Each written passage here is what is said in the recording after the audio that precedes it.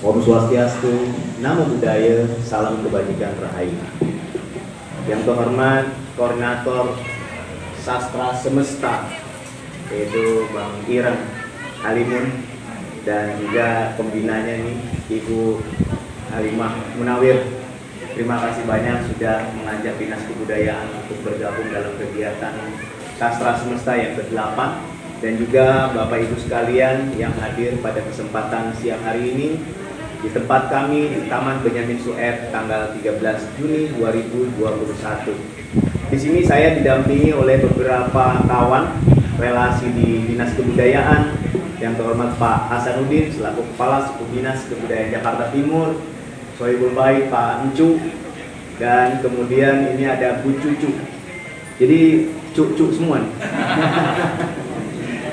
Abang-abang, kompok semua yang hadir pada kesempatan kali ini. Saya diminta beberapa waktu lalu oleh Bang Ira dan juga Bu Halimah untuk ikut bergabung dalam partisipasi kegiatan di Sastra Semesta ini. Tapi selain membuka, ternyata saya dapat kebagian juga keynote speaker. Nah, itu ada juga pembicara-pembicara yang saya kenal juga, yang memang di sini sudah ikut berpartisipasi. Ada Samsudin, tadi saya lihat ada Pak Bang Sam. Di mana Bang Sam? Tadi sekilas saya lihat Bang Sam ada di situ. Ada Bang Sam. Bang Samnya ada dua, ada juga yang dari Condet tadi tuh.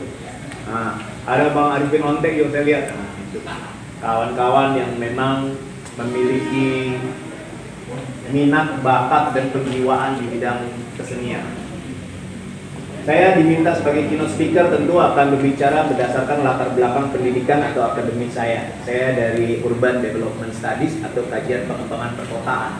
Jadi tema yang diangkat 494 tahun Jakarta bersamaan dengan tema hari ini, yaitu ekspresi seni Jakarta.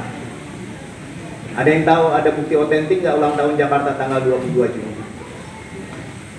Nggak ada yang tahu bahwa ulang tahun Jakarta ditetapkan tanggal 22 Juni. Karena memang di tahun 1527 itu yang ada adalah peperangan dari Pangeran Jayakarta, tapi tidak pernah secara otentik menyebutkan tanggal 22 Juni tahun 1527 adalah hari besar pada masa itu. Bapak Ibu sekalian, saya akan pindahkan mikrofon supaya kelihatan semua tulisannya. Ini deh. Saya akan menjadi keynote speaker dalam waktu yang tidak terlalu lama, tapi paling tidak kita bisa memahami peran, fungsi, keberadaan sebuah kota di mana ekspresi seni dibutuhkan di dalam penghidupan penjiwaan sebuah kota. Mungkin di halaman pertama, Jakarta. Saya akan menyampaikan Jakarta sebuah kota.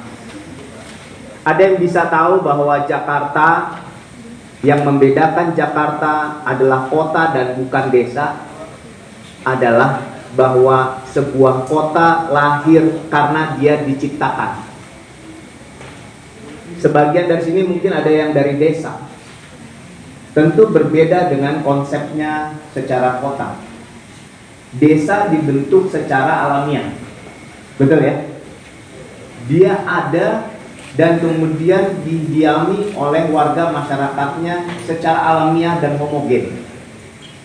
Sedangkan kota, dia tidak berdiri secara alamiah, tapi dia diciptakan. Dia diciptakan dengan rasa, dengan ide, dengan karya oleh orang-orang maupun sekelompok orang yang ingin hidup tinggal di kota, dan dia meyakinkan akan lebih baik tinggal di kota, perekonomiannya akan meningkat. Sehingga kota ini didiami oleh warga kota yang sedemikian banyaknya dan macam ragamnya juga luar biasa. Ada pribadi-pribadi yang berbeda, ada kelompok, latar belakang, suku, agama, ras, pekerjaan, harapan, semua berbeda-beda. Sehingga dalam situasi sebuah kota, Jakarta dituntut untuk mampu menerima dan mengakomodir semua kebutuhan dan perbedaan latar belakang itu. Bisa paham sampai situ ya? Artinya sebuah kota diciptakan untuk bisa menampung aspirasi dan mengakomodir semua kebutuhan warga kotanya. Sehingga kota itu menentukan peradaban, tapi warga kotalah yang menentukan sendiri bentuk kotanya mau jadi seperti apa. Jadi kota adalah benar-benar diharapkan bisa menghidupi dan mengakomodir kebutuhan warganya, yaitu kita semua, seperti halnya Jakarta. Lembar kedua, sekarang saya bicara masalah di kota Jakarta. Tidak ada satupun kota di dunia ini yang tidak pernah punya masalah di dalam perkembangannya. Semua kota berkembang itu pasti ada masalahnya masing-masing karena karakter dari kotanya itu sendiri. Dan permasalahannya itu didapat dari apa? Adanya perbedaan ide, perbedaan pendapat, perbedaan kepentingan, rasa keinginan untuk dibutuhkan, konflik, perdebatan itu bercampur baur di dalam proses perkembangan kota, seperti halnya Jakarta. Nah, dari hasil perbedaan yang didapat tadi dihasilkan dua hal, yaitu kesepakatan dan permufakatan. Misalnya antara DPRD dengan Pemprov DKI Jakarta terus ngadu nih, warga kotanya diwakili oleh DPRD pengennya begini, kemudian DKI Jakarta dengan RPJMD-nya buatnya begini, kemudian ada perbedaan silang pendapat, kemudian lain-lain, dihasilkanlah sebuah permufakatan atau namanya kesepakatan dan dituangkan dalam berbagai kegiatan. Proses penemuan konsep, proses penemuan permufakatan itulah yang menjadikan ciri dan karakter dari orang-orang yang mengikuti perdebatan itu. Jadi kalau warga kotanya sama pengelola kotanya punya masalah, terus bagaimana kita menanganinya, itu akan menjadikan ciri dan karakter dari orangnya, yaitu pengelola kotanya, kelakuannya kayak apa, warga kota sifatnya seperti apa, dan bagaimana hasilnya itu jadinya seperti apa. Sehingga ruang kota, tahu ruang kota? Paparan tatanan di kota ini itu menjadi luasan yang menjadikan ranah bermakna buat setiap warga kotanya. Jadi kalau kita diberikan fasilitas oleh pemerintah dalam bentuk ranah ruang ekspresi kota, maka kota itu wajib memberikan fasilitas buat kita semua. Lembar berikutnya yang terakhir. Saya pengen ngomongin budaya sekarang. Budaya itu mudah diucap, tapi sulit dicari batasannya. Jadi kalau Bapak ngomongin Jakarta, administrasinya jelas. Letak wilayahnya jelas. Tapi kalau Bapak ngomongin budaya, tidak ada batas administrasinya. Budaya Betawi Bapak nggak bisa jelasin di mana batasnya. Jakarta selesai enggak, karena di Bekasi ada, di Depok ada. Sastra yang kita bahas sekarang itu nggak ada batasannya. Jadi nggak ada sastra Jakarta, nggak ada sastra Depok, nggak ada. Karena sastra merupakan keluasan besar. Makanya yang disebut sastra semesta, dia limitless. Dia tidak bisa diberikan batasan. Ini yang membedakan antara kota dengan sastra. Sastra termasuk juga puisi, itu bagian dari sana, bagian dari buah budaya. Budaya itu senantiasa menyesuaikan dengan peradaban, kebiasaan kita. Jadi kalau pola budayanya terus-terusan, misalnya anak-anak muda misalnya malas terus, dia akan membentuk sebuah nilai. Ada nilainya, ini anak ini malas. Kemudian sikap, kemudian menjadi kebiasaan. Itu budaya. Kalau dia udah menjadi kebiasaan, maka orang lain berhak untuk menilai kebiasaan itu sendiri. Seperti apa? Apa yang dimaksud dengan seni? Seni adalah diubah dalam berbagai wujud sebagai pengejawantahan dari budaya itu sendiri. Puisi dan sastra merupakan sebentuk seni. Jadi dalam sejarah perkembangan sebuah kota, yang namanya sastrawan dari zaman dulu, kalau Bapak Ibu tahu namanya polis, kalau zaman Romawi dulu disebutnya kota itu polis. Sastrawan, dramawan itu selalu hidup di dalam sejarah perkembangan kota. Bahkan ada salah sejarah menyatakan ada kaisar di Roma yang ingin menulis sebuah karya dengan cara membakar kotanya. Pernah dengar itu? Tuh. Kenapa? Karena sastra ataupun seni dia dibuat dari sisi penjiwaan, sehingga dia harus mampu mengisi ruang kota. Sehingga kota yang berjalan seiring waktu dan berkembang, tapi dia nggak ada hadir yang namanya seni, dia itu ibarat jasad tanpa jiwa. Ngerti itu maksudnya? Jadi kalau dibilang ini tulisan pemikiran yang saya tulis jam 10 tadi, baru saya sampaikan ke Bapak Ibu sekalian. Sangat menyebalkan kalau kita ngebangun sebuah kota, tapi orang-orang yang memiliki jiwa seni, orang-orang yang memiliki bakat dan penjiwaannya sebagai seorang sastrawan itu tidak terlibat. Itu ibarat jasad tanpa jiwa. Mengakomodir ekspresi seni, kota juga harus mampu mengakomodir ekosistem berkesenian. Tiga ini. Kenapa? Dan itu bukan sebaliknya. Bukan seni, ekspresi seni ataupun ekosistem berkesenian harus mengakomodir keberadaan sebuah kota. Bukan itu, tapi dibalik. Kenapa begitu?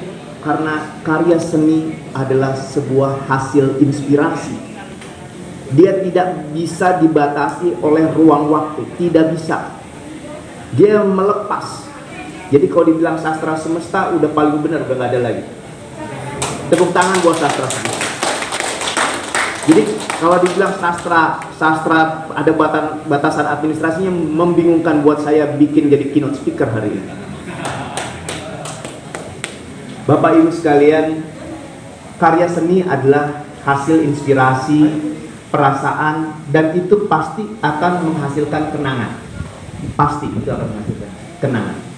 Seniman ataupun sastrawan mutlak atau wajib ain, kalau bahasa kita, harus memiliki ruang kebebasan dan dia tidak boleh dipenjara baik lahir maupun batinnya. Setuju nggak tuh? Setuju. Betul kan? Dalam sejarah kita di Indonesia, banyak sastrawan di negara Kesatuan Republik Indonesia ini dipenjara. Betul nggak? Ada yang tahu nggak siapa sastrawan kita? Pramudia Anantatur, dia sastrawan. Siapa lagi? Herstri Setiawan. Kemudian Mukhtar Lubis. Siapa lagi? Arswendo Atmowiloto. Siapa lagi? Hamka. Siapa lagi? W.S. Rendra.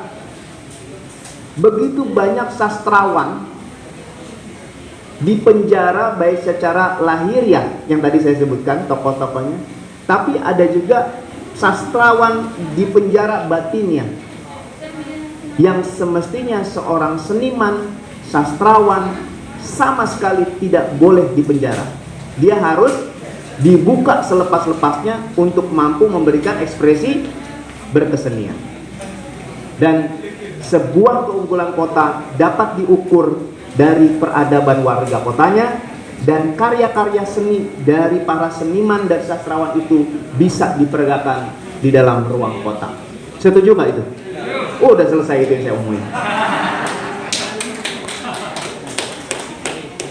Dalam jam 10 tadi pagi sampai saya minta jam berapa tadi? Jam 11.30. Yang kepikir sama saya itu, Kalau Anda menentukan di dalam KTP Anda menentukan pekerjaan Anda seorang seniman, gak bakalan ada yang mengakui. Mestinya ada.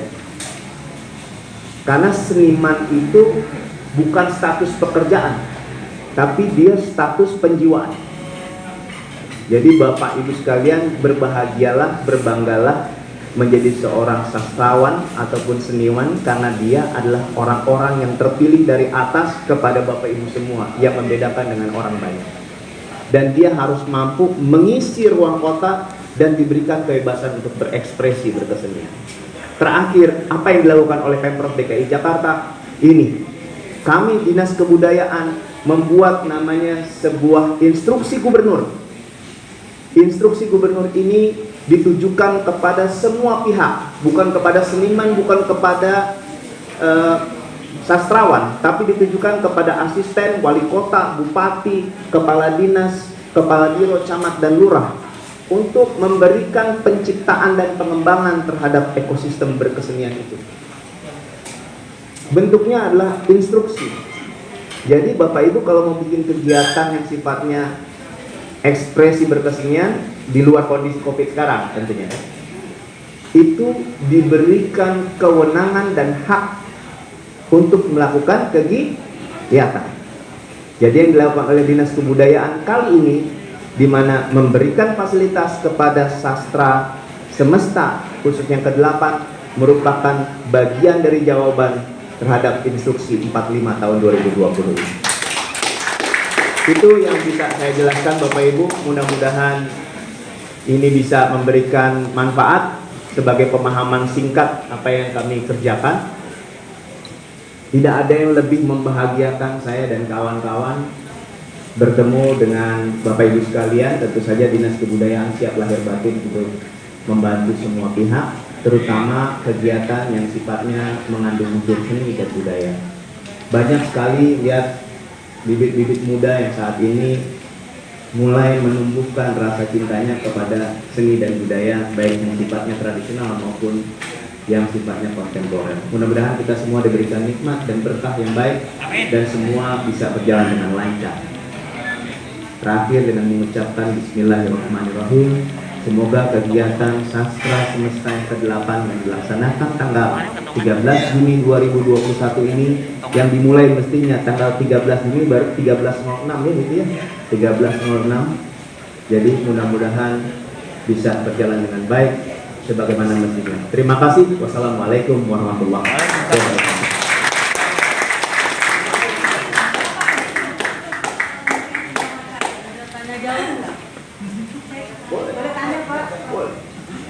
Boleh.